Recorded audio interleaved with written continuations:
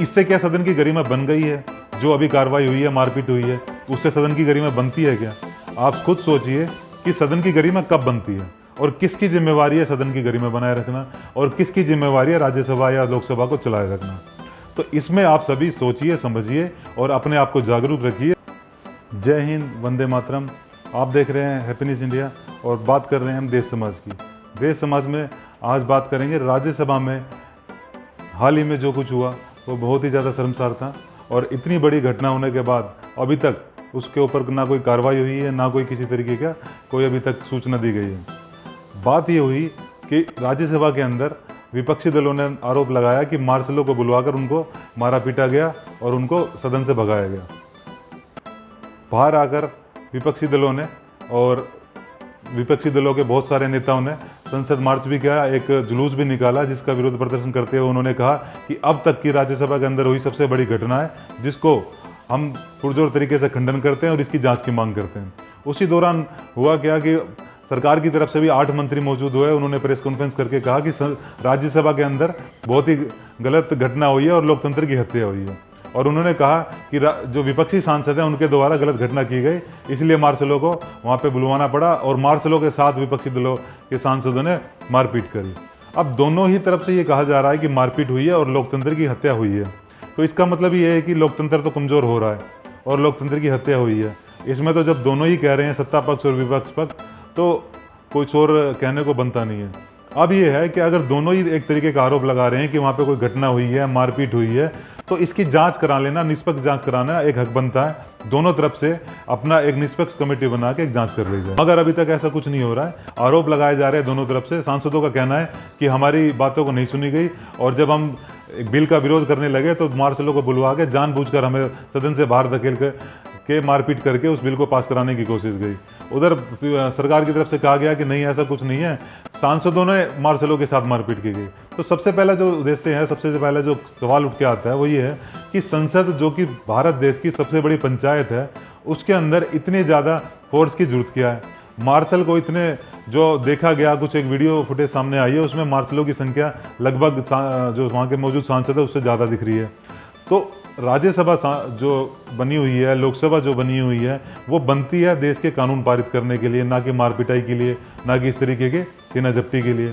तो ऐसी घटना होना सबसे बड़ा निंदनीय है, सबसे बड़ा एक श्राप है हमारे लोकतंत्र के लिए। अभी तक की जो विशेषज्ञ हैं उनके द्वारा बातचीत में कहा गया है कि अभी तक के इतिहास में उन्होंने ऐसी घटना नहीं देखी हो कि संसद के अंदर इस तरीके की मारपीट हुई हो भारत देश के अंदर।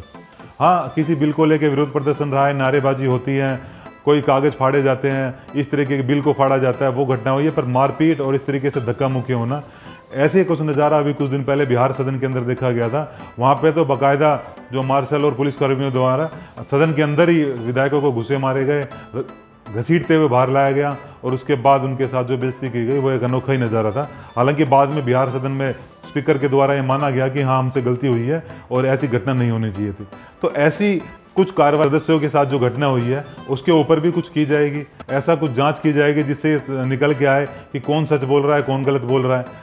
सरकार की तरफ से जो मंत्रियों ने बयान दिया, उनका कहना था कि भाई हमने तो वहाँ पे मार्शल नियुक्त नहीं की है, हमने तो ऐसा कुछ भी नहीं किया है, वो तो अपनी कार्रवाई कर रहे हैं सदन की गरिमा बनाए रखने के लिए।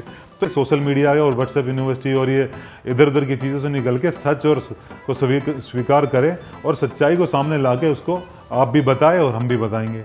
अब इसके ऊपर जो आगे की कार्रवाई होगी वो हम आपको दिखाते रहेंगे, बताते रहेंगे।